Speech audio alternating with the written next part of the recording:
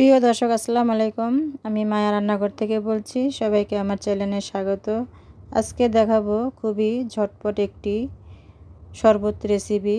শরবতটা আমরা সবাই কিন্তু বানাতে পারি ঘরে। লেবু আর চিনি সবসময়ই থাকে সবার ঘরে, আর গরম আসলে আরও বেশি থাকে চিনি আর লেবুটা।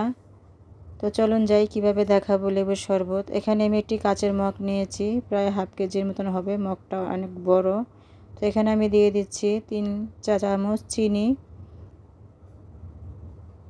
চিনিটা দেওয়ার পরে আমি এখন দিয়ে দেব সাদা লবণ 1 চিমটি।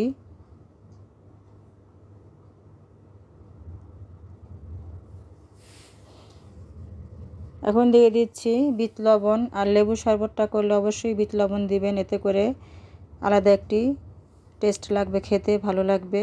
তো বিট লবণ দিয়ে দিচ্ছি, স্পুনের একটু কম হবে, দিয়ে দিলাম। এখন দিচ্ছি একটি লেবুর অর্ধেকটা চিপে রস করে দিচ্ছি।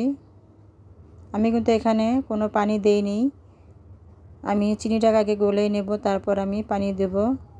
তো এখানে আমি লেবু চিপানোর পরে চামচ দিয়ে নেড়ে আমি চিনিটাকে গলে নেব আগে। আমরা কিন্তু ভুল করে একটি কাজ করে থাকি শরবত বানানোর ক্ষেত্রে।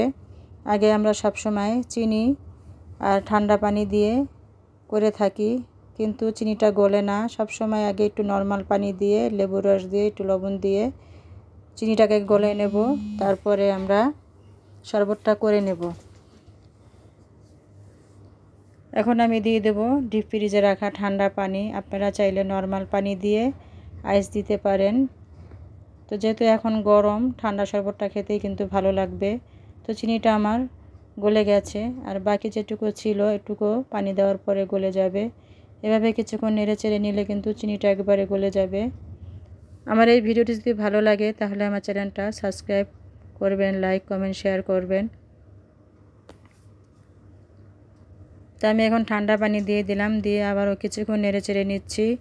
এখন বাইরে প্রচুর গরম, সবাই বেশি বেশি করে শরবত খাবেন, ফলের জুস খাবেন, বাচ্চাদেরকেও দিবেন।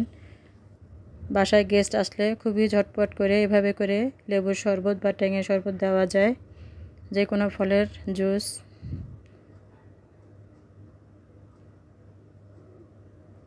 আমরা মহিলারাও কিন্তু রান্না করতে গেলে পাকের ঘরে অনেক গরম লাগে, শরীর থেকে অনেক ঘাম পড়ে, সেক্ষেত্রে কিন্তু আমরা চিনি লেবু দিয়ে হাতের কাছে থাকে আমরা শরবতটা করে খেতে পারি, বাচ্চাদেরকেও দিতে পারি, নিজের হাজব্যান্ডকেও দেওয়া যায়।